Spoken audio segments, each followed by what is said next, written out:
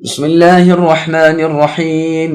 شروع کرتا ہوں اللہ کے نام سے جو بے انتہا مہربان نہایت رحم کرنے والے ہیں۔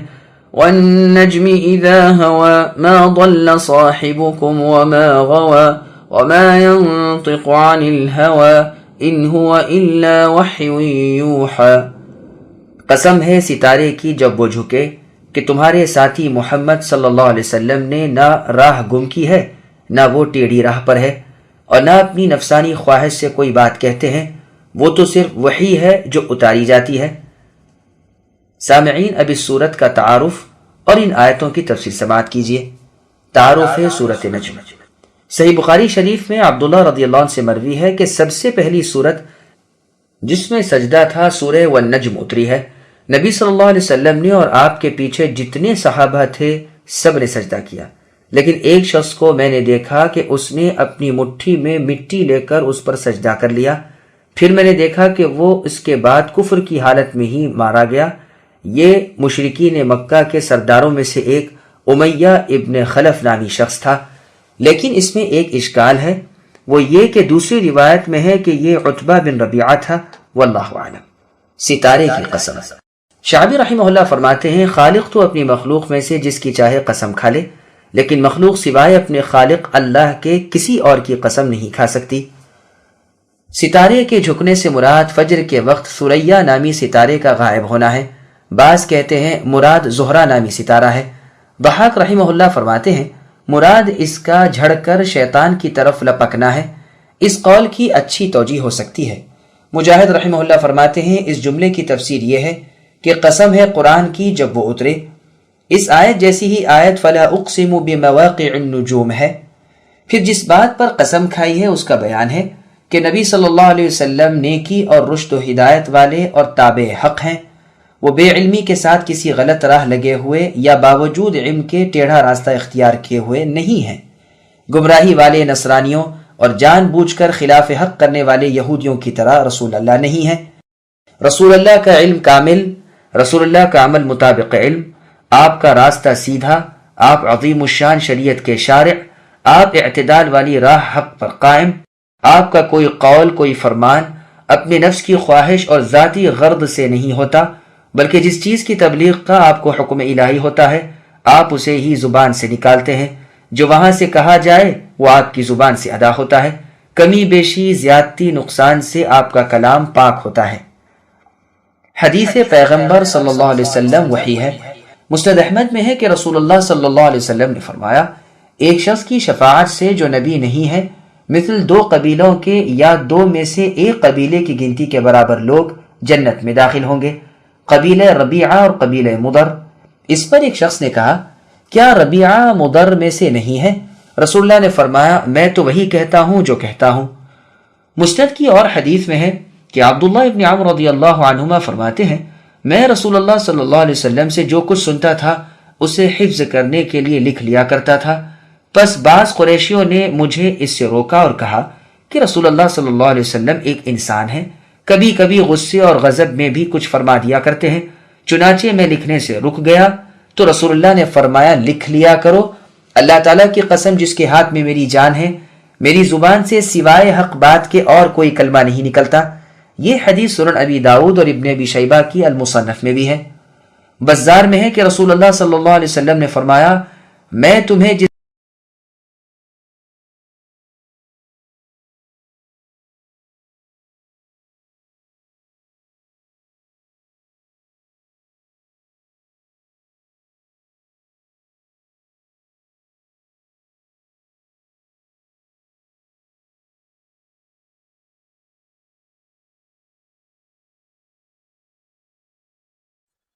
علمه شديد القوى ذو مرة فاستوى وهو بالأفق الأعلى ثم دنا فتدلى فكان قاب قوسين أو أدنى فأوحى إلى عبده ما أوحى ما كذب الفؤاد ما رأى أفتمارونه على ما يرى ولقد رآه نزلة أخرى عند سدرة المنتهى عندها جنة المأوى إذ يغشى السدرة ما يغشى ما زاغ البصر وما طغى لقد رأى من آيات ربه الكبرى۔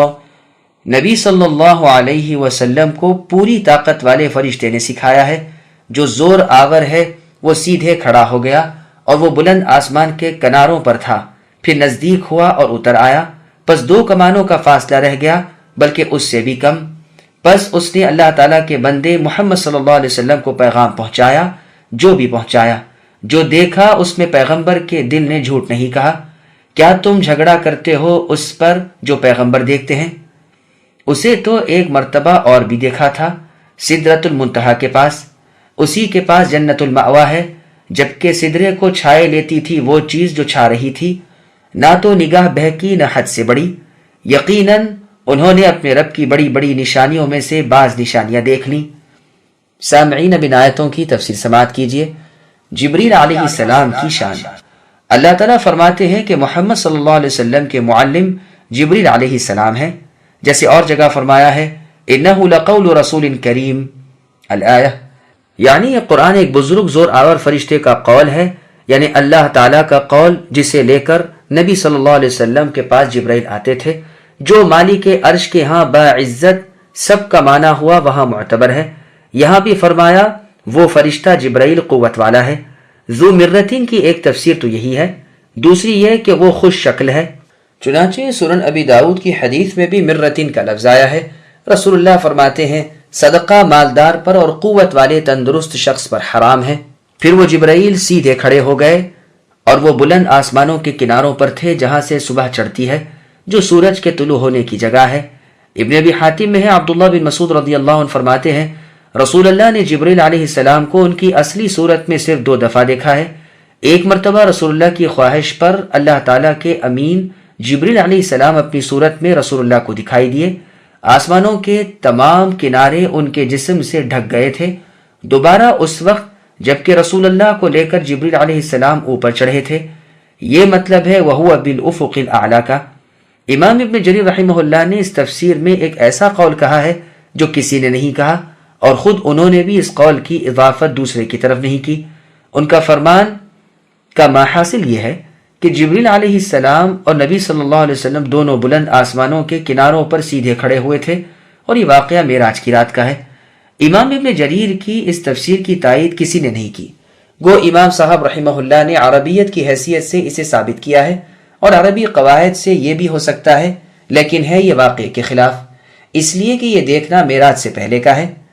اس وقت رسول اللہ صلی اللہ علیہ وسلم زمین پر تھے، آپ کی طرف جبریل علیہ السلام اترے تھے اور قریب ہو گئے تھے اور اپنی اصلی صورت پر تھے، 600 پر تھے۔ پھر اس کے بعد دوبارہ سدرۃ المنتہا کے پاس معراج والی رات میں دیکھا تھا۔ یہ تو دوبارہ کا دیکھنا تھا، لیکن پہلی مرتبہ کا دیکھنا تو شروع رسالت کے زمانے کا ہے۔ پہلی وہی اقرا بسم ربک الذی خلق کی چند آیتیں رسول اللہ پر نازل ہو چکی تھی، پھر وہی بند ہو گئی تھی، جس کا رسول اللہ کو بڑا خیال بلکہ بڑا ملال تھا، یہاں تک کہ ایک مرتبہ ابطح میں جبریل علیہ السلام اپنی اصلی صورت میں ظاہر ہو گئے، 600 پر تھے، جسامت نے آسمان کے تمام کنارے ڈھک لیے تھے۔ اب رسول اللہ سے قریب آ گئے اور اللہ عز و جل کی وحی آپ کو پہنچائی۔ اس وقت رسول اللہ کو اس فرشتے کی عظمت و جلالت معلوم ہوئی اور جان گئے کہ اللہ کے نزدیک یہ کس قدر بلند مرتبہ فرشتہ ہے۔ معراج کا ذکر۔ مسند بزار کی ایک روایت امام ابن جریر کے قول کی تائید میں پیش ہو سکتی ہے، مگر اس کے راوی صرف حارث ابن عبید ہیں، جو بصرہ کے رہنے والے مشہور شخص ہیں۔ ابو قدامہ ایادی ان کی کنیت ہے، مسلم میں ان سے روایتیں آئی ہیں، لیکن امام ابن معین رحمہ اللہ انہیں ضعیف کہتے ہیں اور فرماتے ہیں یہ کوئی چیز نہیں۔ امام احمد رحمہ اللہ فرماتے ہیں یہ مضطرب الحدیث ہیں۔ امام ابو حاتم رازی رحمہ اللہ کا قول ہے کہ ان کی حدیثیں لکھ لی جاتی ہیں، لیکن ان سے دلیل نہیں لی جا سکتی۔ ابن حبان رحمہ اللہ فرماتے ہیں یہ بڑے وہمی تھے، ان سے احتجاج یعنی حجت درست نہیں، بس یہ حدیث صرف انہی کی روایت سے ہے تو علاوہ غریب ہونے کے منکر ہے، اور اگر ثابت ہو بھی جائے تو ممکن ہے یہ واقعہ کسی خواب کا ہو۔ اس میں ہے کہ رسول اللہ فرماتے ہیں میں بیٹھا ہوا تھا، جو جبریل علیہ السلام آئے، میرے دونوں کندھوں کے درمیان زور سے ہاتھ رکھا اور مجھے کھڑا کیا۔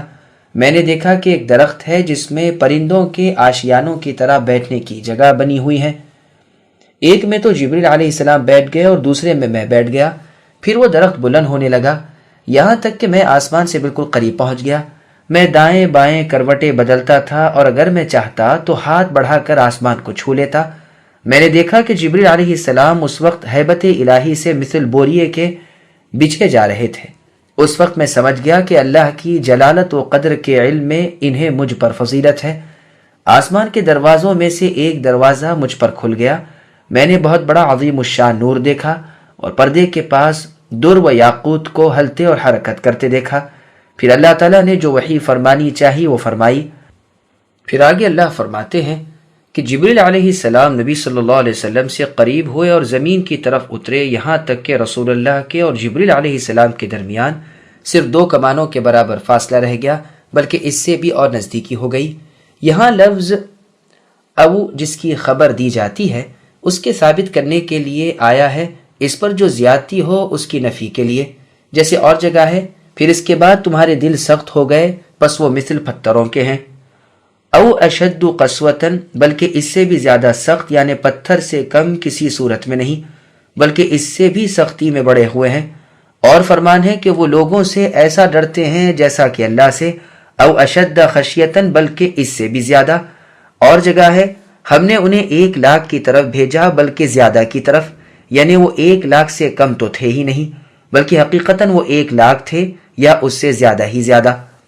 پس اپنی خبر کی تحقیق ہے، شک و تردد کے لیے نہیں، خبر میں اللہ کی طرف سے شک کے ساتھ بیان نہیں ہو سکتا۔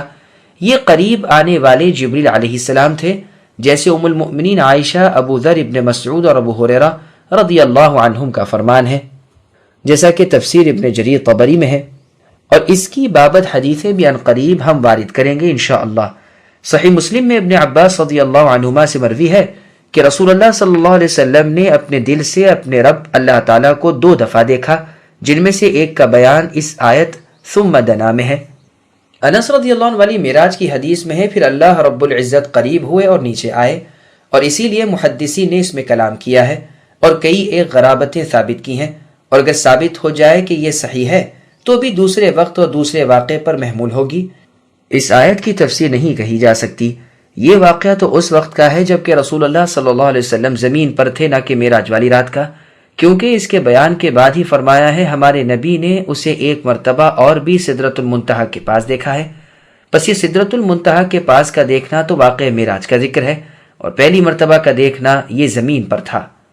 عبداللہ بن مسعود رضی اللہ عنہ فرماتے ہیں کہ رسول اللہ نے فرمایا میں نے جبریل علیہ السلام کو دیکھا، ان کے 600 پر تھے۔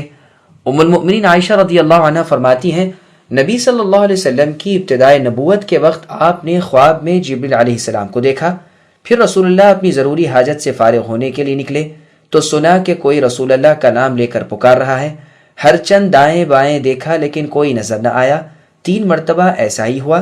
تیسری بار رسول اللہ نے اوپر کی طرف دیکھا تو دیکھا کہ جبریل علیہ السلام اپنے دونوں پاؤں میں سے ایک کو دوسرے سمیت موڑے ہوئے آسمان کے کناروں کو روکے ہوئے ہیں۔ قریب تھا کہ رسول اللہ صلی اللہ علیہ وسلم دہشت زدہ ہو جائیں کہ فرشتے نے کہا میں جبریل ہوں، میں جبرائیل ہوں، ڈرو نہیں، لیکن رسول اللہ سے ضبط نہ ہو سکا، بھاگ کر لوگوں میں چلے آئے۔ اب جو نظریں ڈالیں تو کچھ دکھائی نہ دیا، پھر یہاں سے نکل کر باہر گئے اور آسمان کی طرف نظر ڈالی تو پھر جبرائیل علیہ السلام اسی طرح نظر آئے۔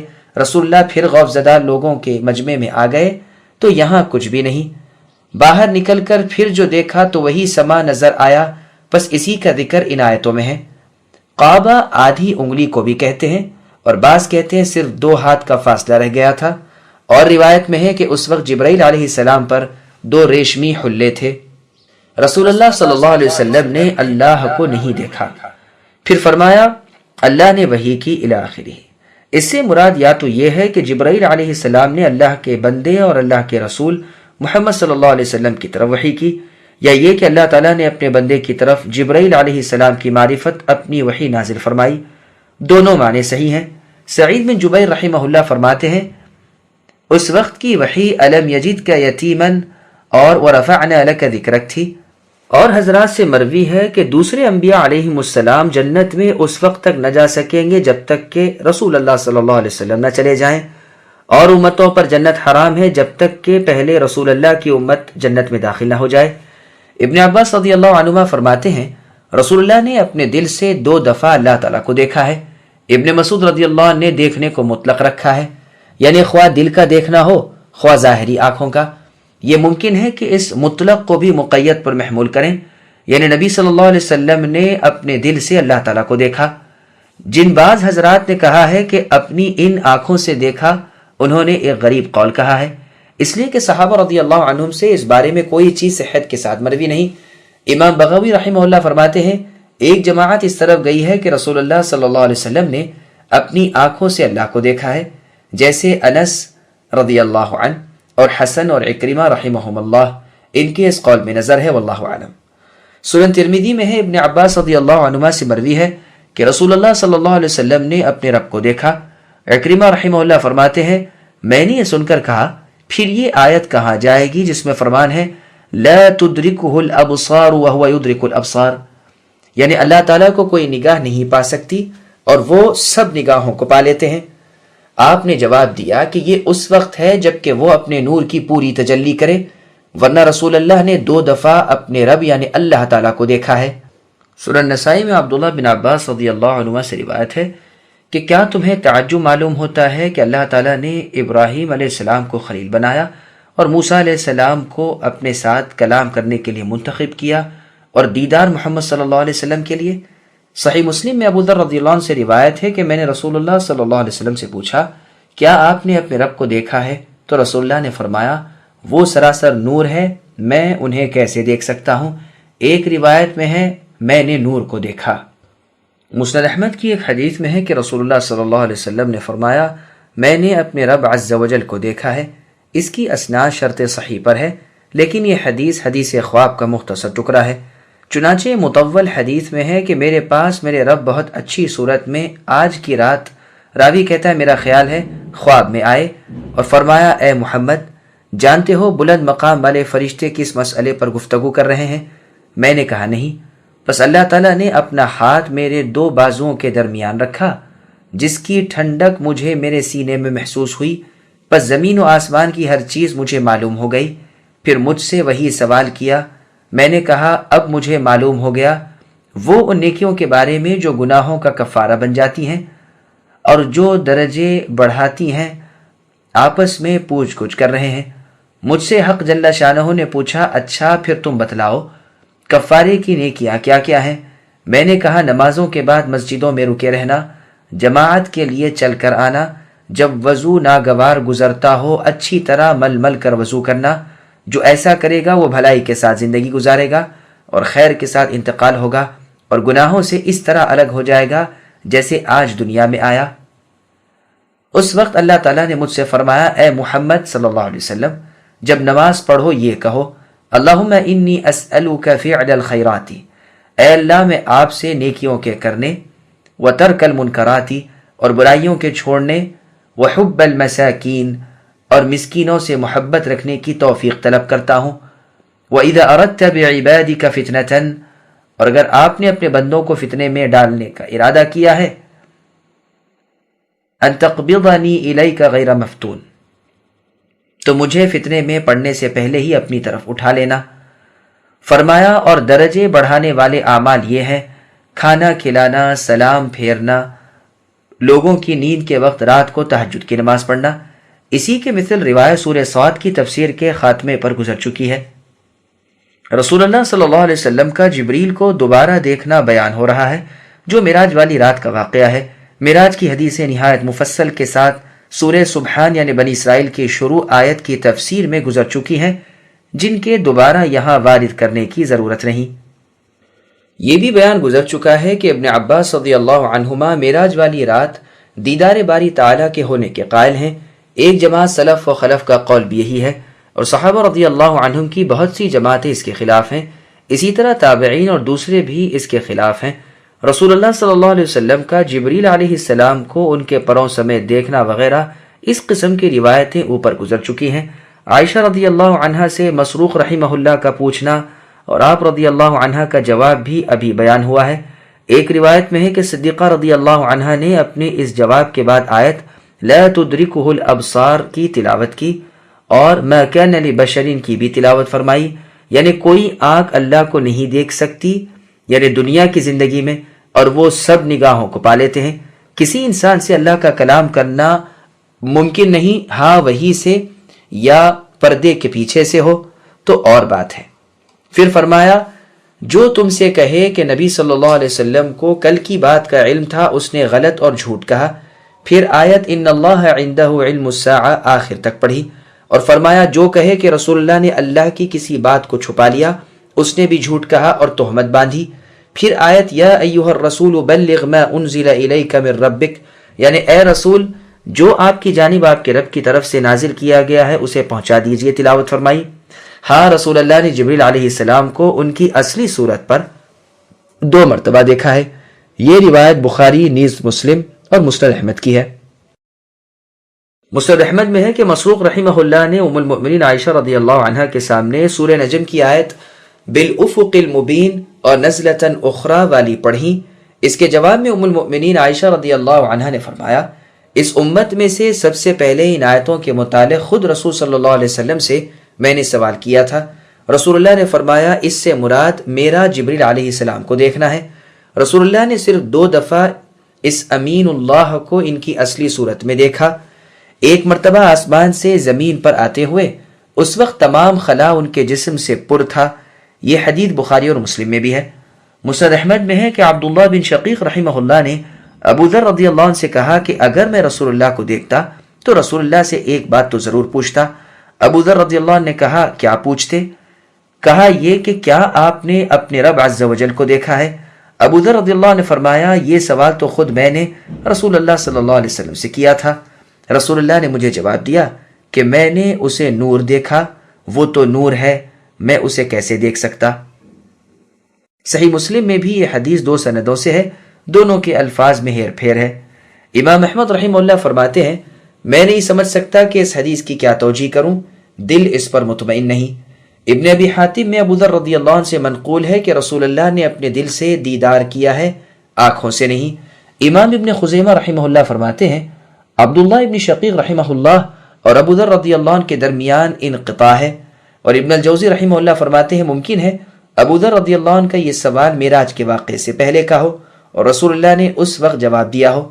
اگر یہ سوال معراج کے بعد رسول اللہ سے کیا جاتا تو ضرور رسول اللہ اس کے جواب میں ہاں فرماتے، انکار نہ کرتے، لیکن یہ قول سرتا پا ضعیف ہے، اس لیے کہ عائشہ رضی اللہ عنہا کا سوال تو قطعاً معراج کے بعد کا تھا، لیکن رسول اللہ کا جواب اس وقت بھی انکار میں ہی رہا۔ بعض حضرات نے فرمایا کہ ان سے خطاب ان کی عقل کے مطابق کیا گیا، یا یہ کہ ان کا یہ خیال غلط ہے۔ چنانچہ ابن خزیمہ رحمہ اللہ نے کتاب التوحید میں یہی لکھا ہے، تو دراصل یہ محض خطا ہے اور بالکل غلطی ہے، واللہ اعلم۔ سدرۃ المنتہا کا ذکر۔ انس اور ابو ہریرہ رضی اللہ عنہما سے مروی ہے کہ رسول اللہ نے اللہ تعالیٰ کو دل سے تو دیکھا ہے لیکن اپنی آنکھوں سے نہیں دیکھا۔ ہاں جبرائیل علیہ السلام کو اپنی آنکھوں سے ان کی اصلی صورت میں 2 مرتبہ دیکھا ہے، جیسا کہ صحیح مسلم میں ہے۔ سدرۃ المنتہا پر اس وقت فرشتے بکثرت تھے اور اللہ تعالیٰ کا نور اس پر جگمگا رہا تھا، اور قسم قسم کے رنگ جنہیں بجز اللہ تعالیٰ کے اور کوئی نہیں جان سکتے۔ ابن مسعود رضی اللہ عنہ فرماتے ہیں معراج والی رات رسول اللہ سدرۃ المنتہا تک پہنچے جو 7ویں آسمان پر ہے۔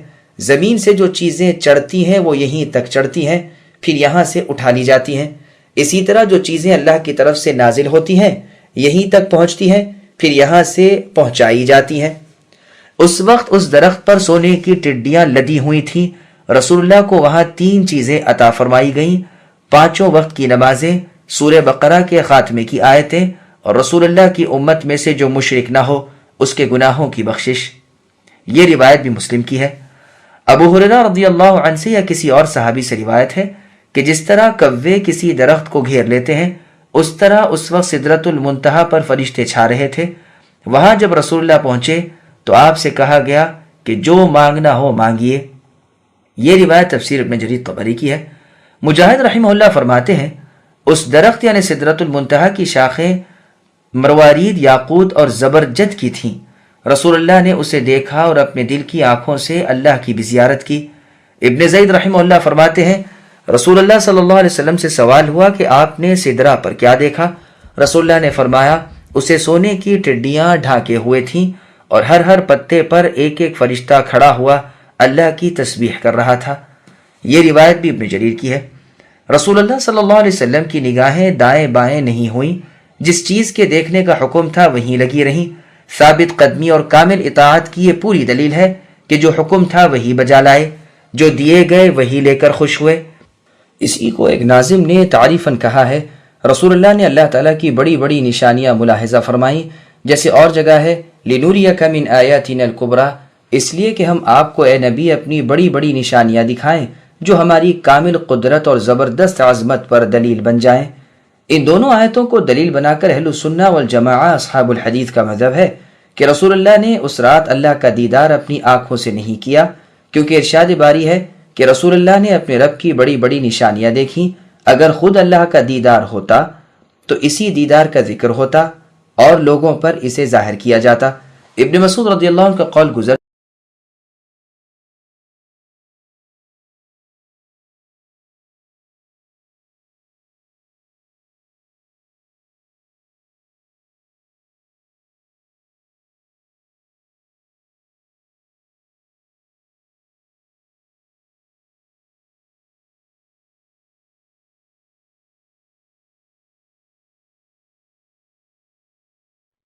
أفرأيتم اللات والعزى ومناة الثالثة الأخرى ألكم الذكر وله الأنثى تلك إذا قسمة ضيزى إن هي إلا أسماء سميتموها أنتم وآباؤكم ما أنزل الله بها من سلطان إن يتبعون إلا الظن وما تهوى الأنفس وَلَقَدْ جَاءَهُم مِّن رَّبِّهِمُ الْهُدَىٰ أَمْ لِلْإِنسَانِ مَا تَمَنَّىٰ فَلِلَّهِ الْآخِرَةُ وَالْأُولَىٰ وَكَم مِّن مَّلَكٍ فِي السَّمَاوَاتِ لَا تُغْنِي شَفَاعَتُهُمْ شَيْئًا إِلَّا مِن بَعْدِ أَن يَأْذَنَ اللَّهُ لِمَن يَشَاءُ وَيَرْضَىٰ۔ کیا تم نے لات اور عزا کو دیکھا اور منات تیسرے پچھلے کو؟ کیا تمہارے لیے لڑکے اور اللہ کے لیے لڑکیاں؟ یہ تو اب بڑی بے انصافی کی تقسیم ہے۔ دراصل یہ صرف نام ہے جو تم نے اور تمہارے باپ دادوں نے ان کے رکھ لیے ہیں، اللہ نے ان کی کوئی سند نہیں اتاری۔ یہ لوگ تو صرف اٹکل کے اور اپنی نفسانی خواہش کے پیچھے پڑے ہوئے ہیں۔ یقیناً ان کے رب کی طرف سے ان کے پاس ہدایت آ چکی ہے۔ کیا ہر شخص جو آرزو کرے اسے میسر ہے؟ اللہ ہی کے ہاتھ ہے یہ جہاں اور وہ جہاں۔ بہت سے فرشتے آسمانوں میں ہیں جن کی سفارش کچھ بھی نفع نہیں دے سکتی، مگر یہ اور بات ہے کہ اللہ تعالیٰ اپنی خوشی اور اپنی چاہت سے جس کے لیے چاہیں اجازت دے دیں۔ سامعین، بن آیتوں کی تفسیر سماعت کیجیے۔ لات، عزا اور منات کا ذکر۔ ان آیتوں میں اللہ تعالیٰ مشرکین کو ڈانٹ رہے ہیں کہ وہ بتوں کی اور اللہ تعالیٰ کے سوا دوسروں کی عبادت کرتے ہیں، اور جس طرح خلیل اللہ ابراہیم علیہ السلام نے اللہ تعالیٰ کے حکم سے اللہ تعالیٰ کا گھر خانہ کعبہ بنایا ہے، یہ لوگ اپنے اپنے معبودان باطل کی پرستش کو دے بنا رہے ہیں۔ لات ایک سفید پتھر منقش تھا جس پر قبہ بنا رکھا تھا، غلاف چڑھائے جاتے تھے، مجاور اور محافظ اور جاروب کش مقرر تھے۔ اس کے آس پاس کی جگہ کو مثل حرم کے حرمت و بزرگی والی جانتے تھے۔ اہل طائف کا یہ بت کدا تھا۔ قبیلہ ثقیف اس کا پجاری اور اس کا متولی تھا۔ قریش کے سوا باقی اور سب پر یہ لوگ اپنا فخر جتایا کرتے تھے۔ ابن جریر رحمہ اللہ فرماتے ہیں، ان لوگوں نے لفظ اللہ سے لفظ لات بنایا تھا، گویا اس کا مؤنث بنایا تھا۔ اللہ کی ذات تمام شریکوں سے پاک ہے۔ ایک قرات میں لفظ لات تا کی تشدید کے ساتھ ہے، یعنی گھولنے والا۔ اسے لات اس معنی میں اس لیے کہتے تھے کہ یہ ایک نیک شخص تھا، موسم حج میں حاجیوں کو ستو گھول گھول کر پلاتا تھا۔ اس کے انتقال کے بعد لوگوں نے اس کی قبر پر مجاورت شروع کر دی، رفتہ رفتہ اسی کی عبادت کرنے لگے۔ اسی طرح لفظ عزا لفظ عزیز سے لیا گیا ہے۔ مکے اور طائف کے درمیان نخلا میں ایک درخت تھا، اس پر بھی قبہ بنا ہوا تھا، چادریں چڑھی ہوئی تھیں۔ قریش اس کی عظمت کرتے تھے۔ ابو سفیان نے احد والے دن بھی کہا تھا، ہمارا عزا ہے اور تمہارا اے محمد کے ساتھیوں کوئی عزا نہیں۔ اس کے جواب میں رسول اللہ صلی اللہ علیہ وسلم نے کہلوایا تھا، اللہ ہمارے ولی ہے اور تمہارا ولی کوئی نہیں۔ صحیح بخاری میں ہے، جو شخص لات و عزا کی قسم کھا بیٹھے اسے چاہیے فوراً لا الہ الا اللہ کہہ لے، اور جو اپنے ساتھی سے کہہ دے کہ آج جوا کھیلیں اسے صدقہ کرنا چاہیے۔ مطلب یہ ہے کہ جاہلیت کے زمانے میں چونکہ اسی بت کی قسم کھائی جاتی تھی، تو اب اسلام کے بعد بھی اگر کسی کی زبان سے اگلی عادت کے موافق یہ الفاظ نکل جائیں تو اسے کلمہ لا الہ الا اللہ پڑھ لینا چاہیے۔ سعد بن ابی وقاص رضی اللہ عنہ ایک مرتبہ اسی طرح لات عزا کی قسم کھا بیٹھے، جس پر لوگوں نے انہیں متنبہ کیا۔ یہ رسول اللہ کے پاس گئے، رسول اللہ نے فرمایا لا الہ الا اللہ وحدہ لا شریک لہ لہ الملک و لہ الحمد وہو علی کل شیء قدیر پڑھ لو، اور 3 مرتبہ اعوذ باللہ من الشیطان الرجیم پڑھ کر اپنی بائیں جانب تھوک دو، اور آئندہ سے ایسا نہ کرنا۔ مکے اور مدینے کے درمیان قدید کے پاس مشلل میں منات نامی بت تھا۔ قبیلے خزاعہ اور اوس اور خزرج جاہلیت میں اس کی بہت عظمت کرتے تھے، یہیں سے احرام باندھ کر وہ حج کعبہ کے لیے جاتے تھے۔ اسی طرح علاوہ ان 3 کے اور بھی بہت سے بت اور استھان تھے جن کی عرب لوگ پرستش کرتے تھے اور بے حد تعظیم کرتے تھے، لیکن چونکہ ان 3 کی شہرت بہت زیادہ تھی اس لیے یہاں صرف ان 3 کا ہی بیان فرمایا۔ ان مقامات کے یہ لوگ طواف بھی کرتے تھے، قربانیوں کے جانور وہاں لے جاتے تھے، ان کے نام پر جانور چڑھاتے تھے۔ باوجود اس کے یہ سب لوگ کعبے کی حرمت و عظمت کے قائل تھے، اسے مسجد ابراہیم مانتے تھے اور اس کی خاطر خود توقیر کرتے تھے۔ سیرت ابن اسحاق میں ہے کہ قریش اور بنو کنانہ عزا کے پجاری تھے جو نخلا میں تھا۔ اس کا نگہبان اور متولی قبیلہ بنو شیبان تھا جو قبیلہ سلیم کی شاخ تھا، اور بنو ہاشم کے ساتھ ان کا بھائی چارہ تھا۔ اس بت کے توڑنے کے لیے رسول اللہ صلی اللہ علیہ وسلم نے فتح مکہ کے بعد خالد بن ولید رضی اللہ عنہ کو بھیجا تھا، جنہوں نے اسے ٹکڑے ٹکڑے کر دیا اور کہتے جاتے تھے یا عزا کفرانکی لا سبحانکی انی رأیت اللہ قد اہانکی، یعنی اے عزا میں تیرا منکر ہوں، تیری پاکی بیان کرنے والا نہیں ہوں، میرا ایمان ہے کہ تیری عزت کو اللہ نے خاک میں ملا دیا۔ یہ ببول کے 3 درختوں پر تھا، جو درخت کاٹ ڈالے اور قبہ ڈھا دیا اور واپس آ کر رسول اللہ کو اطلاع دی۔ رسول اللہ نے فرمایا تم نے کچھ نہیں کیا، لوٹ کر پھر دوبارہ جاؤ۔ خالد رضی اللہ عنہ کے دوبارہ تشریف لے جانے پر وہاں کے محافظ اور خدام نے بڑے بڑے مکر و فریب کیے اور خوب غل مچا مچا کر یا عزا یعنی اے ہمارے بت عزا، اے ہمارے بت عزا کے نعرے لگائے۔ خالد رضی اللہ عنہ نے جو دیکھا تو معلوم ہوا کہ ایک ننگی عورت ہے جس کے بال بکھرے ہوئے ہیں اور اپنے سر پر مٹی ڈال رہی ہے۔ آپ نے تلوار کے ایک ہی وار میں اس کا کام تمام کیا اور واپس آ کر رسول اللہ کو خبر دی۔ رسول اللہ نے فرمایا عزا یہی تھی۔ لات قبیلہ ثقیف کا بت تھا جو طائف میں تھا، اس کی تولیت اور مجاورت بنو معتب میں تھی۔ یہاں اس کے ڈھانے کے لیے رسول اللہ نے مغیرہ بن شعبہ اور ابو سفیان صخر ابن حرب رضی اللہ عنہ کو بھیجا تھا، جنہوں نے اسے معدوم کر کے اس کی جگہ مسجد بنا دی۔ منات، اوس اور خزرج اور ان کے ہم خیال لوگوں کا بت تھا۔ یہ مشلل کی طرف سمندر کے کنارے قدیر میں تھا۔ یہاں بھی رسول اللہ نے ابو سفیان رضی اللہ عنہ کو بھیجا اور آپ اس کے ریزے ریزے کر آئے۔ بعض کا قول ہے کہ علی رضی اللہ عنہ کے ہاتھ یہ کفرستان فنا ہوا۔ ذوالخلصہ بت کا ذکر۔ ذوالخلصہ نامی بت خانہ دوس اور خثم بجیلہ کا تھا، اور جو لوگ ان کے ہم وطن تھے۔ یہ تبالہ میں تھا اور اسے یہ لوگ کعبہ یمانیہ کہتے تھے اور مکے کے کعبے کو کعبہ شامیہ کہتے تھے۔ یہ جریر ابن عبداللہ بجلی رضی اللہ عنہ کے ہاتھوں رسول اللہ کے حکم سے فنا ہوا۔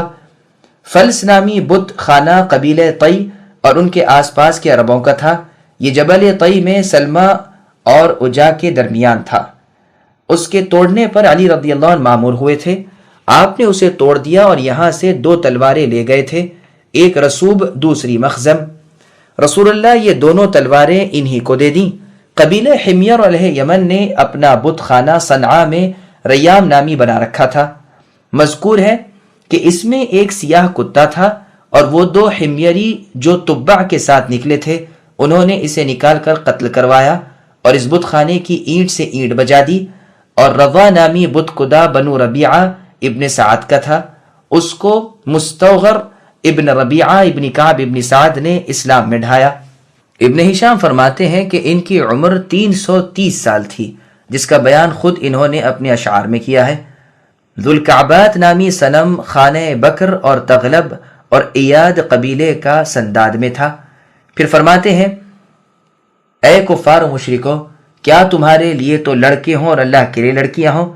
کیونکہ یہ مشرکین اپنے زعم باطل میں فرشتوں کو اللہ کی لڑکیاں سمجھتے تھے، تو اللہ تعالیٰ فرماتے ہیں اگر تم آپس میں تقسیم کرو اور کسی کو صرف لڑکیاں اور کسی کو صرف لڑکے دو تو وہ بھی راضی نہ ہوگا، اور یہ تقسیم نامنصفی کی سمجھی جائے گی، چاہے جائے کہ تم اللہ کے لیے لڑکیاں ثابت کرو اور خود تم اپنے لیے لڑکے پسند کرو۔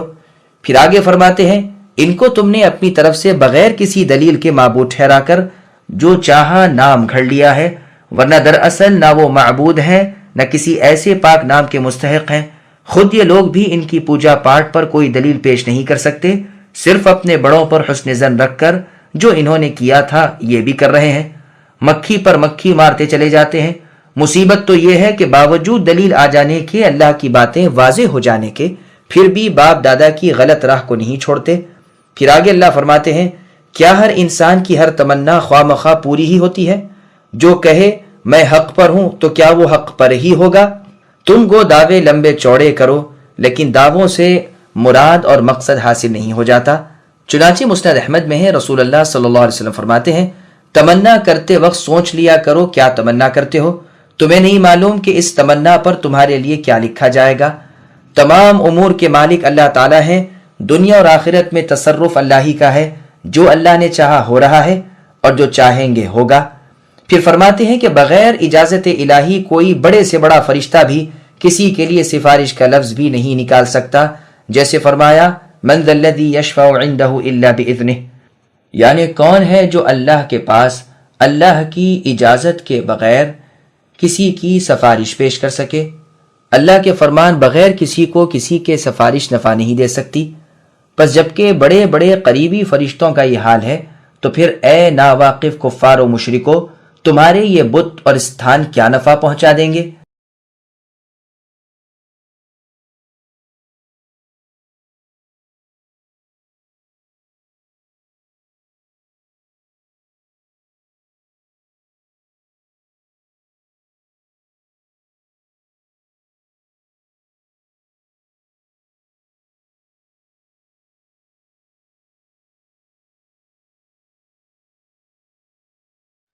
إن الذين لا يؤمنون بالآخرة ليسمون الملائكة تسمية الأنثى وما لهم به من علم إن يتبعون إلا الظن وإن الظن لا يغني من الحق شيئا فأعرض عن من تولى عن ذكرنا ولم يرد إلا الحياة الدنيا ذلك مبلغهم من العلم إن ربك هو أعلم بمن ضل عن سبيله وهو أعلم بمن اهتدى ولله ما في السماوات وما في الأرض ليجزي الذين أساءوا بما عملوا ويجزي الذين أحسنوا بالحسنى الذين يجتنبون كبائر الإثم والفواحش إلا اللمم إن ربك واسع المغفرة هو أعلم بكم إذ أنشأكم من الأرض وإذ أنتم أجنة في بطون أمهاتكم فلا تزكوا أنفسكم هو أعلم بمن اتقى۔ بے شک جو لوگ آخرت پر ایمان نہیں رکھتے وہ فرشتوں کا زنانہ نام مقرر کرتے ہیں، حالانکہ انہیں اس کا کوئی علم نہیں، وہ صرف اپنے گمان کے پیچھے پڑے ہوئے ہیں، اور بے شک وہم و گمان حق کے مقابلے میں کچھ کام نہیں دیتا۔ تو اے نبی آپ ان سے منہ موڑ لیجئے جو ہماری یاد سے منہ موڑے اور جن کا ارادہ بجز زندگانی دنیا اور کچھ نہ ہو، یہی ان کے علم کی انتہا ہے۔ آپ کے رب اس سے خوب واقف ہے جو اللہ کی راہ سے بھٹک گیا ہے، اور وہی خوب واقف ہے اس سے بھی جو راہ یافتہ ہو گیا، اور اللہ ہی کا ہے جو کچھ آسمانوں میں ہے اور جو کچھ زمینوں میں ہے۔ اللہ تعالیٰ بدکاروں کو ان کے اعمال کا بدلہ دیں گے اور نیک کاروں کو اچھا بدلہ عنایت فرمائیں گے۔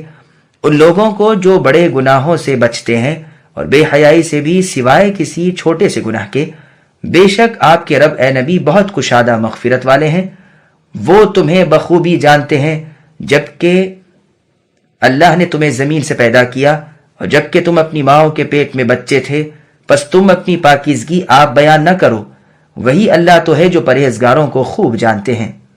سامعین اب ان آیتوں کی تفسیر سماعت کیجیے۔ بے ایمان لوگوں کی باتیں۔ اللہ تعالیٰ مشرکین کے اس قول کی تردید فرماتے ہیں کہ اللہ کے فرشتے اللہ کی لڑکیاں ہیں، جیسے اور جگہ اللہ نے فرمایا وجعلوا الملائکہ الآیہ، یعنی اللہ کے مقبول بندوں فرشتوں کو ان کفار و مشرکین نے لڑکیاں ٹھہرا دی ہیں۔ کیا ان کی پیدائش کے وقت یہ لوگ موجود تھے؟ ان کی شہادت لکھی جائے گی اور ان سے پرسش کی جائے گی۔ یہاں بھی فرمایا کہ یہ لوگ فرشتوں کے زنانہ نام رکھتے ہیں، جو ان کی بے علمی کا نتیجہ ہے، محض جھوٹ، کھلا بہتان، بلکہ صریح شرک ہے۔ یہ صرف ان کی اٹکل ہے، اور یہ ظاہر ہے کہ اٹکل پچو باتیں حق کے قائم مقام نہیں ہو سکتی۔ چنانچہ صحیح بخاری، صحیح مسلم وغیرہ میں ہے، رسول اللہ نے فرمایا گمان سے بچو، گمان بدترین جھوٹ ہے۔ پھر اللہ تعالیٰ اپنے نبی محمد صلی اللہ علیہ وسلم سے فرماتے ہیں کہ حق سے اعراض کرنے والوں سے آپ بھی اعراض کر لیں۔ ان کا منتہائے نظر صرف زندگانی دنیا ہے، اور جس کی غایت یہ سفلی دنیا ہو اس کا انجام کبھی نیک نہیں ہوتا۔ ان کے علم کی غایت بھی یہی ہے کہ دنیا طلبی اور کوشش دنیا میں ہر وقت منہمک رہیں۔ سنن ترمذی میں رسول اللہ صلی اللہ علیہ وسلم سے آپ کی دعا میں یہ الفاظ منقول ہیں: اللہم لا تجعل الدنیا اکبر ہمنا ولا مبلغ علمنا، کہ اے ہمارے پروردگار، آپ ہماری اہم تر کوشش اور منتہائے نظر اور مقصد معلومات صرف دنیا ہی کو نہ کیجیے۔ پھر آگے اللہ فرماتے ہیں کہ تمام مخلوقات کے خالق صرف اللہ تعالیٰ ہی ہیں، جسے چاہے ہدایت دیں، جسے چاہے ضلالت دیں، سب کچھ اللہ کی قدرت، علم اور حکمت سے ہو رہا ہے۔ وہ عادل ہے، اپنی شریعت میں اور انداز مقرر کرنے میں ظلم و بے انصافی نہیں کرتے۔ دنیا جہاں میں بادشاہت اللہ ہی کی ہے، مالک آسماں و زمین بے پرواہ، مطلق شہنشاہ، حقیقی عادل و خالق، حق و حق کار اللہ تعالیٰ ہی ہے۔ ہر کسی کو اس کے اعمال کا بدلہ دینے والے ہیں، نیکی پر نیک جزا اور بدی پر بری سزا وہی دیں گے۔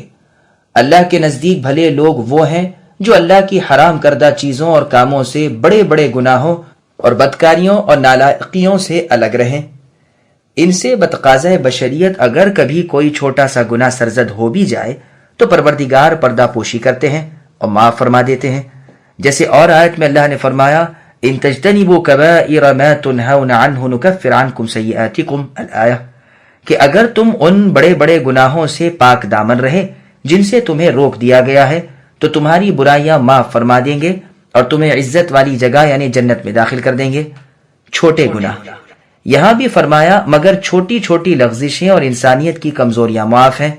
عبداللہ بن عباس رضی اللہ عنہما فرماتے ہیں لمم کی تفسیر میرے خیال میں ابو ہریرہ رضی اللہ عنہ کے بیان کردہ اس حدیث سے زیادہ اچھی کوئی نہیں کہ رسول اللہ صلی اللہ علیہ وسلم نے فرمایا اللہ تعالیٰ نے ابن آدم پر اس کا زنا کا حصہ لکھ دیا ہے جسے وہ یقیناً پا کر ہی رہے گا۔ آنکھوں کا زنا دیکھنا ہے، زبان کا بولنا ہے، دل امنگ اور آرزو کرتا ہے، اب شرمگاہ خواہ اسے سچا کر دکھائے یا جھوٹا۔ یہ روایت بخاری مسلم وغیرہ کی ہے۔ ابن مسعود رضی اللہ عنہ فرماتے ہیں آنکھوں کا زنا نظر کرنا ہے، اور ہونٹوں کا زنا بوسہ لینا ہے، اور ہاتھوں کا زنا پکڑنا، اور پیروں کا زنا چلنا ہے، اور شرمگاہ اسے سچا کر دیتی ہے یا جھوٹا کر دیتی ہے۔ یعنی اگر شرمگاہ کو نہ روک سکا اور بدکاری کر بیٹھا تو سب اعضاء کا زنا ثابت ہو گیا، اور اگر اپنے اس عضو کو روک لیا تو وہ سب لمم میں داخل ہے۔ یہ روایت تفسیر ابن جریر طبری کی ہے۔ طبری ہی میں ہے کہ ابو ہریرہ رضی اللہ عنہ سے مروی ہے کہ لمم بوسہ لینا، چھیڑنا، دیکھنا اور چھونا ہے، اور جب شرمگاہیں مل گئیں تو غسل واجب ہو گیا اور زناکاری کا گناہ ثابت ہو گیا۔ ابن عباس رضی اللہ عنہما سے اس جملے کی تفسیر یہی مروی ہے، یعنی جو پہلے گزر گیا۔ مجاہد رحمہ اللہ فرماتے ہیں گناہ سے آلودگی ہو پھر چھوڑ دے تو لمم میں داخل ہے۔ شاعر کہتا ہے ان تغفر اللہم تغفر جما وَأَيُّ عَبْدٍ لَكَ مَا أَلَمَّا، اے اللہ جبکہ آپ تو معاف فرماتے ہیں تو سبھی کچھ معاف فرما دیجئے، ورنہ یوں آلودہ عصیاں تو ہر انسان ہے۔ مجاہد رحمہ اللہ فرماتے ہیں اہل جاہلیت اپنے طواف میں عموماً اس شعر کو پڑھا کرتے تھے۔ ابن جریر میں رسول اللہ صلی اللہ علیہ وسلم کا اس شعر کو پڑھنا بھی مروی ہے۔ سنن ترمذی میں بھی یہ مروی ہے اور امام ترمذی اسے حسن صحیح غریب کہتے ہیں۔ بزار رحمہ اللہ فرماتے ہیں ہمیں اس کی اور سند معلوم نہیں، صرف اسی سند سے مرفوعاً مروی ہے۔ ابن ابی حاتم اور بغوی نے بھی اسے نقل کیا ہے۔ بغوی نے اسے سورہ تنزیل میں روایت کیا ہے، لیکن اس مرفوع کی صحت میں نظر ہے۔ حسن بصری رحمہ اللہ سے بھی یہی مروی ہونا بیان کیا گیا ہے۔ عبداللہ بن عمرو رضی اللہ عنہما فرماتے ہیں مراد اس سے شرک کے علاوہ گناہ ہے، ابن زبیر رضی اللہ عنہ فرماتے ہیں دو حدوں کے درمیان حد زنا اور عذاب آخرت۔ ابن عباس رضی اللہ عنہ سے مروی ہے کہ ہر وہ چیز جو دو حدوں کے درمیان ہو، حد دنیا اور حد آخرت، نمازیں اس کا کفارہ بن جاتی ہیں، اور وہ ہر واجب کر دینے والی سے کم ہے۔ حد دنیا تو وہ ہے جو کسی گناہ پر اللہ نے دنیاوی سزا مقرر کر دی ہے، اور حد آخرت وہ ہے کہ جس چیز پر اللہ نے جہنم واجب کر دی ہے اور اس کی سزا دنیا میں مقرر نہیں کی۔ آپ کے رب کی بخشش اے نبی بہت کشادہ ہے، ہر چیز کو اللہ نے گھیر لیا ہے اور تمام گناہوں پر اللہ کا احاطہ ہے، جیسے کہ اللہ کا فرمان ہے یا عبادی الذین اسرفوا الآیہ، کہ اے میرے وہ بندو جنہوں نے اپنی جان پر اسراف کیا ہے، زیادتی کی ہے، اللہ کی رحمت سے نا امید نہ ہونا۔ اللہ تعالیٰ تمام گناہوں کو بخش دیتے ہیں اور وہ بڑی بخشش والے اور بڑے رحم والے ہیں۔ پھر آگے اللہ نے فرمایا وہ تمہیں دیکھنے والے اور تمہارے ہر حال کا علم رکھنے والے اور تمہارے ہر کلام کو سننے والے اور تمہارے تمام تر اعمال سے واقف ہے، جبکہ اللہ نے تمہارے باپ آدم علیہ السلام کو زمین سے پیدا کیا اور ان کی پیٹھ سے ان کی اولاد نکالی جو چوٹیوں کی طرح پھیل گئی، پھر ان کی تقسیم کر کے دو گروہ بنا دیے، ایک جنت کے لیے اور ایک جہنم کے لیے، اور جبکہ تم اپنی ماں کے پیٹ میں بچے تھے اس کے مقرر کردہ فرشتے نے روزی، عمر، عمل، نیکی بدی سب لکھ لی۔ بہت سے بچے پیٹ سے ہی گر جاتے ہیں، بہت سے دودھ پینے کی حالت میں فوت ہو جاتے ہیں، بہت سے دودھ چھٹنے کے بعد بلوغت سے پہلے ہی چل بستے ہیں، بہت سے عین جوانی میں دار دنیا خالی کر جاتے ہیں۔ اب جبکہ ہم ان منازل کو طے کر چکے اور بڑھاپے میں آ گئے جس کے بعد کوئی منزل موت کے سوا نہیں، اب بھی اگر نہ سنبھلیں تو ہم سے بڑھ کر غافل کون ہے؟ خبردار تم اپنے نفس کا تزکیہ یعنی اس کی پاکیزگی نہ جتلاؤ، اپنے نیک اعمال کی تعریفیں کرنے نہ بیٹھ جاؤ، اپنے آپ کو سراہنے نہ لگو۔ جس کے دل میں رب کا ڈر ہے اسے رب ہی خوب جانتے ہیں، خود کو نیک نہ کہو۔ اور آیت میں ہے اللہ نے فرمایا أَلَمْ تَرَ إِلَى الَّذِينَ يُزَكُّونَ أَنفُسَهُمْ بَلِ اللَّهُ يُزَكِّي مَن يَشَاءُ وَلَا يُظْلَمُونَ فَتِيلًا۔ اے نبی کیا آپ نے ان لوگوں کو نہ دیکھا جو اپنے نفس کی پاکیزگی آپ خود بیان کرتے ہیں؟ وہ نہیں جانتے کہ یہ اللہ تعالیٰ کا ہاتھ ہے، جسے وہ چاہیں برتر، اعلیٰ اور پاک صاف کر دیں، کسی پر کچھ ظلم نہ ہوگا۔ محمد ابن عمرو ابن عطا رحمہ اللہ فرماتے ہیں میں نے اپنی لڑکی کا نام برہ رکھا تو مجھ سے زینب بنت ابو سلمہ رضی اللہ عنہ نے فرمایا رسول اللہ صلی اللہ علیہ وسلم نے اس نام سے منع فرمایا ہے، خود میرا نام بھی برہ تھا، جس پر رسول اللہ نے فرمایا تم خود اپنی برتری اور پاکی آپ نہ بیان کرو، تم میں سے نیکی والوں کا علم پورے طور پر اللہ ہی کو ہے۔ لوگوں نے کہا پھر ہم اس کا کیا نام رکھیں؟ فرمایا زینب نام رکھو۔ یہ روایت مسلم کی ہے۔ مسند احمد میں ہے کہ رسول اللہ کے سامنے کسی نے ایک شخص کی بہت تعریفیں بیان کی، رسول اللہ نے فرمایا افسوس تو نے اس کی گردن ماری۔ کئی مرتبہ یہی فرما کر ارشاد فرمایا کہ اگر کسی کی تعریف ہی کرنی ہو تو یوں کہو میرا گمان فلاں کی طرف ایسا ہے۔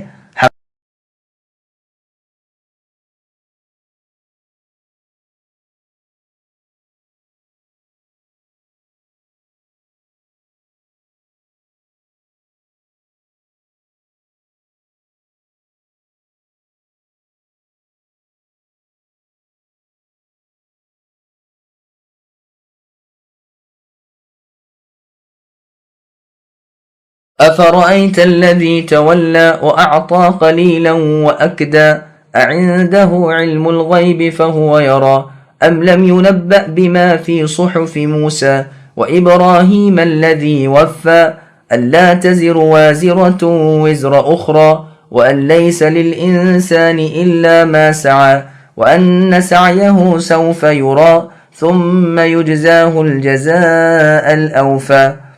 اے نبی کیا آپ نے اسے دیکھا جس نے منہ موڑ لیا اور بہت کم دیا اور سخت دل ہو گیا؟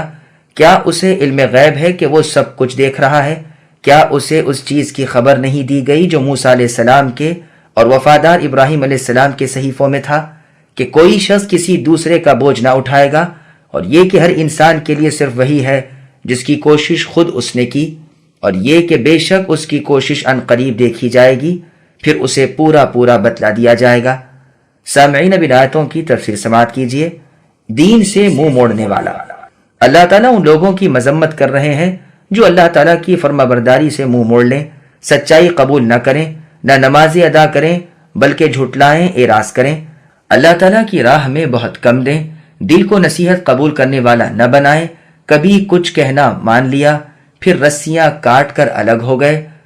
عرب عقدہ اس وقت کہتے ہیں مثلاً کچھ لوگ کنواں کھود رہے ہوں، درمیان میں کوئی سخت چٹان آ جائے اور وہ دستبردار ہو جائے۔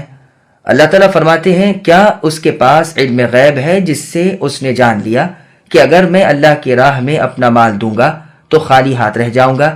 یعنی دراصل یوں نہیں، بلکہ یہ صدقے سے، نیکی سے اور بھلائی سے ازرو بخل اور کنجوشی کے اور طمع و لالچ کے اور خود غرضی کے اور نامردی و بے دلی کے رک رہا ہے۔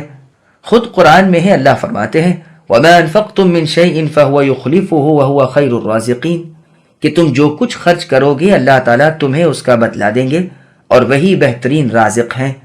وفا کے معنی ایک تو یہ کیے گئے ہیں کہ انہیں حکم کیا گیا تھا وہ سب انہوں نے پہنچا دیا، فائدہ۔ دوسرے معنی یہ بیان کیے گئے ہیں کہ جو حکم ملا اسے بجا لائے۔ ٹھیک یہ ہے کہ یہ دونوں ہی معنی درست ہیں، جیسے اور آیت میں اللہ نے فرمایا وَإِذِ ابْتَلَى إِبْرَاهِيمَ الآیہ، یعنی ابراہیم علیہ السلام کو جب کبھی جس کسی آزمائش کے ساتھ ان کے رب اللہ تعالیٰ نے آزمایا، ابراہیم علیہ السلام نے کامیابی کے ساتھ اس میں نمبر لیے، یعنی ہر حکم کو بجا لائے، ہر منع سے رکے رہے، رب کی رسالت پوری طرح پہنچا دی، بس اللہ تعالیٰ نے انہیں امام بنا کر دوسروں کو ان کا تابعدار بنا دیا، جیسے اللہ تعالیٰ کا ارشاد ہوا ثم اوحینا الیک ان اتبع ملت ابراہیم حنیفا وما کان من المشرکین، پھر ہم نے اے نبی آپ کی طرف وحی کی کہ ملت ابراہیم حنیف کی پیروی کیجئے جو مشرک نہ تھے۔ سنن ترمذی میں ایک حدیث قدسی ہے، اللہ تعالیٰ فرماتے ہیں کہ اے ابن آدم تو اول دن میں میرے لیے 4 رکعت نماز ادا کر لے، میں آخری دن تک تیری کفایت کروں گا۔ پھر بیان ہو رہا ہے کہ صحف ابراہیم و موسیٰ میں کیا تھا، ان میں یہ تھا کہ جس کسی نے اپنی جان پر ظلم کیا، مثلا شرک و کفر کیا یا گناہ صغیرہ یا گناہ کبیرہ کیا تو اس کا وبال خود اس پر ہے، اس کا یہ بوجھ کوئی اور نہ اٹھائے گا، جیسے قرآن کریم میں ہے اللہ نے فرمایا وَإِن تَدْعُ مُثْقَلَةٌ الآیہ، یعنی اگر کوئی بوجھل اپنے بوجھ کی طرف کسی کو بلائے گا تو اس میں سے کچھ نہ اٹھایا جائے گا اگرچہ وہ قرابت دار ہو۔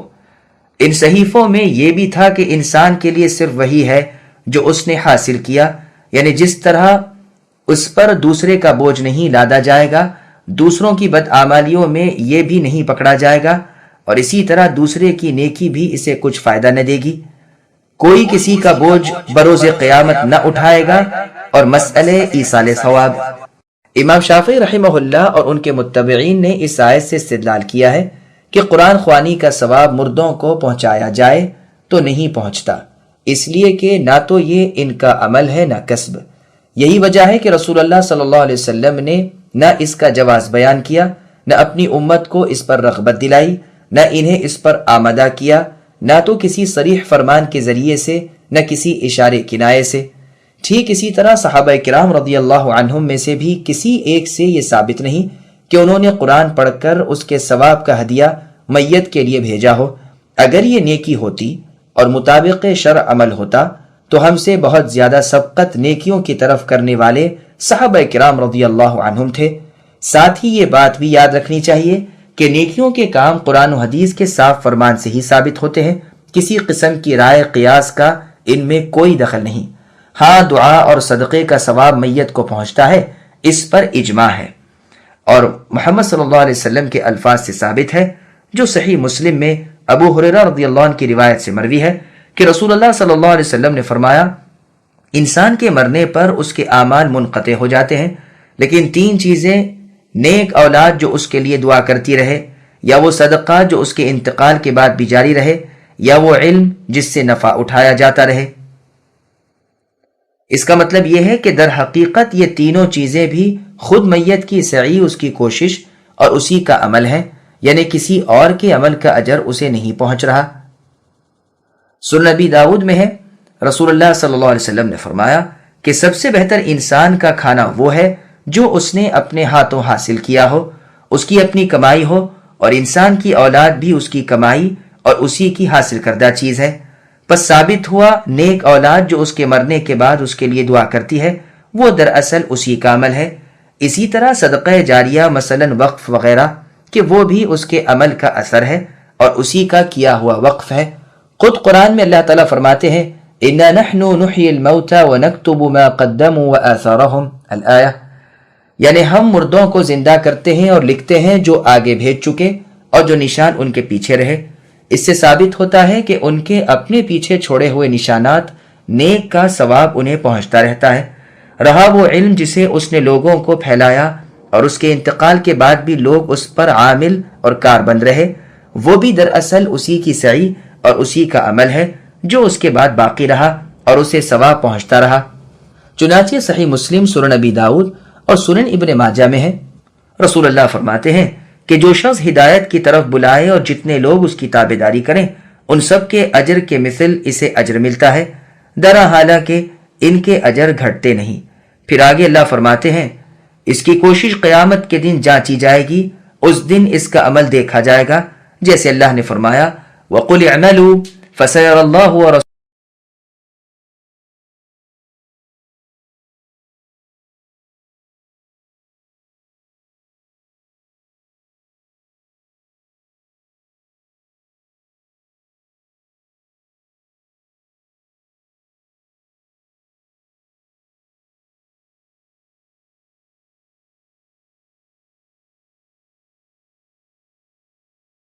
وأن إلى ربك المنتهى وأنه هو أضحك وأبكى وأنه هو أمات وأحيا وأنه خلق الزوجين الذكر والأنثى من نطفة إذا تمنى وأن عليه النشأة الأخرى وأنه هو أغنى وأقنى وأنه هو رب الشعرى وأنه أهلك عادا الأولى وثمود فما أبقى وقوم نوح من قبل إنهم كانوا هم أظلم وأطغى والمؤتفكة أهوى فغشاها ما غشى فبأي آلاء ربك تتمارى.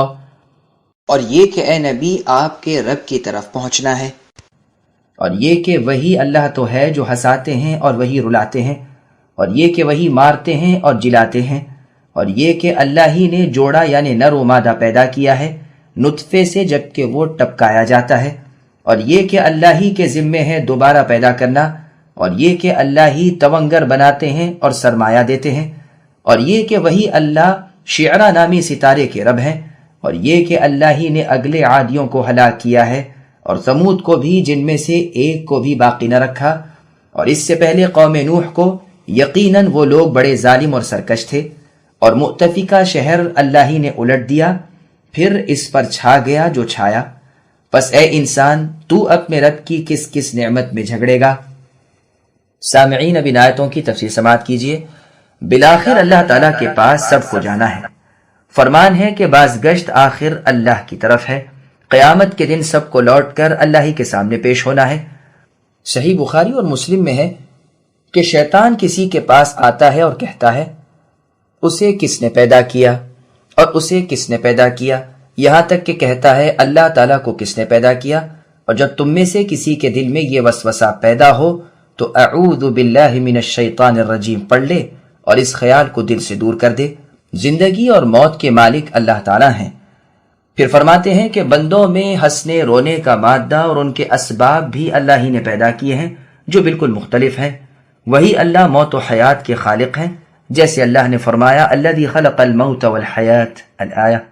اللہ ہی نے موت و زندگی کو پیدا کیا، اللہ ہی نے نطفے سے ہر جاندار کو جوڑا جوڑا بنایا، جیسے اور جگہ اللہ کا فرمان ہے ایحسب الانسان ان یترک سدی الآیات. کیا انسان سمجھتا ہے کہ وہ بیکار چھوڑ دیا جائے گا؟ کیا وہ منی کا قطرہ نہ تھا جو رحم میں ٹپکایا جاتا ہے؟ پھر کیا وہ بستہ خون نہ تھا؟ پھر اللہ نے اسے پیدا کیا اور درست کیا اور اس سے جوڑے یعنی نر و مادہ بنائے. کیا ایسی قدرتوں والے اللہ تعالیٰ اس بات پر قادر نہیں ہوں گے کہ مردوں کو زندہ کر دیں؟ پھر آگے اللہ فرماتے ہیں اسی پر دوبارہ زندہ کرنا ہے، یعنی جیسے اللہ نے شروعات میں پیدا کیا ہے اسی طرح مار ڈالنے کے بعد دوبارہ کی پیدائش بھی اللہ کے ذمے ہے اور یہ اللہ پر بالکل آسان ہے۔ اللہ ہی نے اپنے بندوں کو غنی بنا دیا ہے اور مال ان کے قبضے میں دے دیا ہے جو ان کے پاس ہی بطور پونجی کے رہتا ہے۔ اکثر مفسرین کا کلام کا خلاصہ اس مقام پر یہی ہے، گو بات سے مروی ہے کہ اللہ تعالیٰ نے مال دیے، غلام دیے، اللہ نے دیا اور خوش ہوا، اسے غنی کر کے اور مخلوق کو اس کا دست نگر بنا دیا، جسے چاہا غنی کیا، جسے چاہا فقیر رکھا۔ لیکن یہ پچھلے دونوں قول لفظ سے کچھ زیادہ مطابقت نہیں رکھتے۔ شعرا اس روشن ستارے کا نام ہے جسے مرزم الجوزا بھی کہتے ہیں، بعض عرب اس کی پرستش کرتے تھے۔ عاد اولا یعنی قوم ہود کو، جسے عاد بن ارم بن سام بن نوح کہا جاتا ہے، اسی نے ان کی طغیان کی بنا پر تباہ کر دیا، جیسے اللہ کا فرمان ہے الم تر کیف فعل ربک بعاد الآیہ، یعنی اے نبی کیا آپ نے نہیں دیکھا، یعنی کیا آپ نہیں جانتے کہ آپ کے رب نے عاد کے ساتھ کیا کیا، یعنی ارم کے ساتھ جو بڑے قد آور تھے، جن کا مثل شہروں میں پیدا نہیں کیا گیا تھا۔ یہ قوم بڑی قوی اور بڑی زور آور تھی، ساتھ ہی اللہ کی بڑی نافرمان اور رسول سے بڑی سرتاب تھی۔ ان پر ہوا کا عذاب آیا جو 7 راتیں اور 8 دن برابر رہا۔ اسی طرح سمودیوں کو بھی اللہ نے ہلاک کر دیا، جس میں سے ایک بھی باقی نہ بچا، اور ان سے پہلے قوم نوح تباہ ہو چکی ہے جو بڑے نا انصاف اور شریر تھے، اور لوط علیہ السلام کی بستیاں جنہیں رب قہار نے زیر و زبر کر دیا اور آسمانی پتھروں سے سب بدکاروں کو ہلاک کر دیا، انہیں ایک چیز نے ڈھانپ لیا، یعنی پتھروں نے، جن کا مینہ ان پر برسا اور برے حال و تباہ ہوئے۔ ان بستیوں میں 4 لاکھ آدمی آباد تھے۔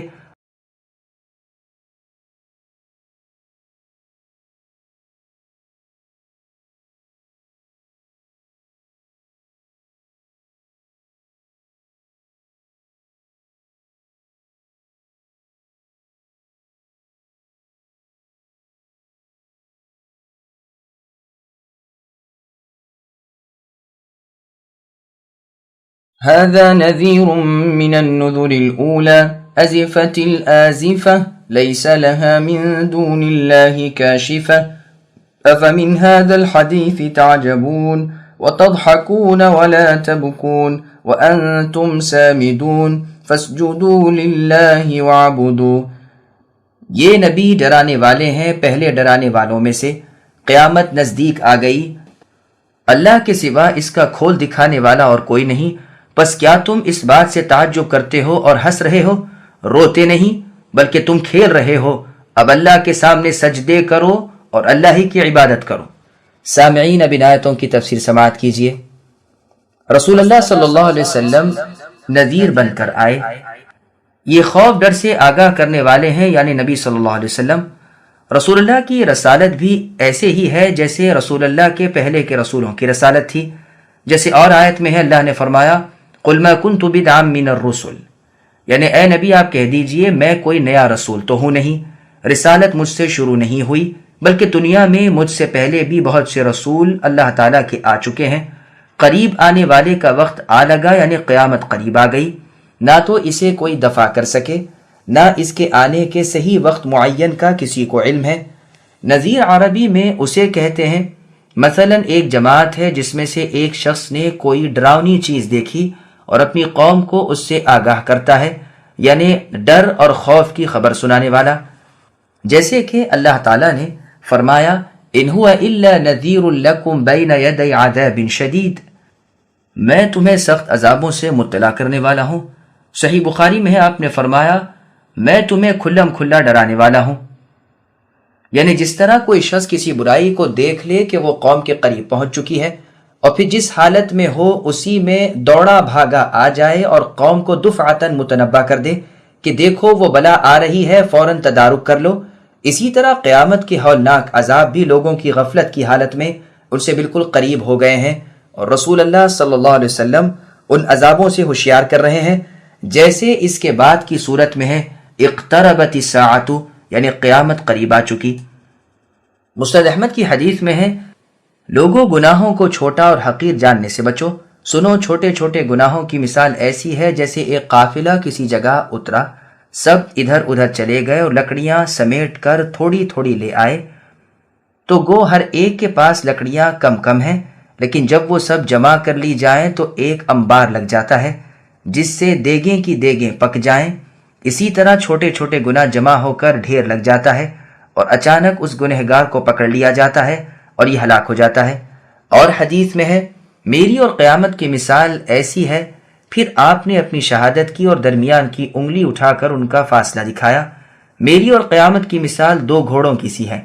میری اور آخرت کے دن کی مثال ٹھیک اس طرح ہے جس طرح ایک قوم نے کسی شخص کو طلائے پر بھیجا، اس نے دشمن کے لشکر کو بالکل نزدیک کی کمین گاہ میں چھاپا مارنے کے لیے تیار دیکھا، یہاں تک کہ اسے ڈر لگا کہ میرے پہنچنے سے پہلے ہی کہیں یہ نہ پہنچ جائیں، تو وہ ایک ٹیلے پر چڑھ گیا اور وہیں کپڑا ہلا ہلا کر انہیں اشارے سے بتلا دیا کہ خبردار ہو جاؤ، دشمن سر پر موجود ہے۔ بس میں ایسا ہی ڈرانے والا ہوں۔ اس حدیث کی شہادت میں اور بھی بہت سی حسن اور صحیح درجے کی حدیثیں موجود ہیں۔ قرآن سے منہ نہ پھیرو۔ پھر مشرکین کے اس فعل پر انکار فرمایا کہ وہ قرآن سنتے ہیں مگر اعراض کرتے ہیں اور بے پرواہی برتتے ہیں، بلکہ اس کی رحمت سے تعجب کے ساتھ انکار کر بیٹھتے ہیں اور اس سے مذاق اور ہنسی کرنے لگتے ہیں۔ چاہیے یہ تھا کہ مثل ایمانداروں کے اسے سن کر روتے، عبرت حاصل کرتے، جیسے مؤمنوں کی حالت بیان فرمائی کہ وہ اللہ کا کلام سن کر روتے دھوتے سجدے میں گر پڑتے ہیں اور خشوع و خضوع میں بڑھ جاتے ہیں۔ ابن جریر کی طبری میں ہے کہ ابن عباس رضی اللہ عنہما فرماتے ہیں، سمد گانے کو کہتے ہیں، یہ یمنی لغت ہے۔ آپ سے سامیدون کے معنی اعراض کرنے والے اور تکبر کرنے والے بھی مروی ہیں۔ علی رضی اللہ عنہ اور حسن بصری رحمہ اللہ فرماتے ہیں، غفلت کرنے والے۔ پھر اپنے بندوں کو اللہ تعالیٰ حکم دیتے ہیں کہ توحید و اخلاص کے پابند رہو، خضوع خلوص اور توحید کے ماننے والے بن جاؤ۔ صحیح بخاری میں ہے، رسول اللہ نے، آپ کے ساتھی مسلمانوں نے اور مشرکوں نے اور جن و انس نے سورہ نجم کے سجدے کے موقع پر سجدہ کیا۔ مسند احمد میں ہے کہ مکے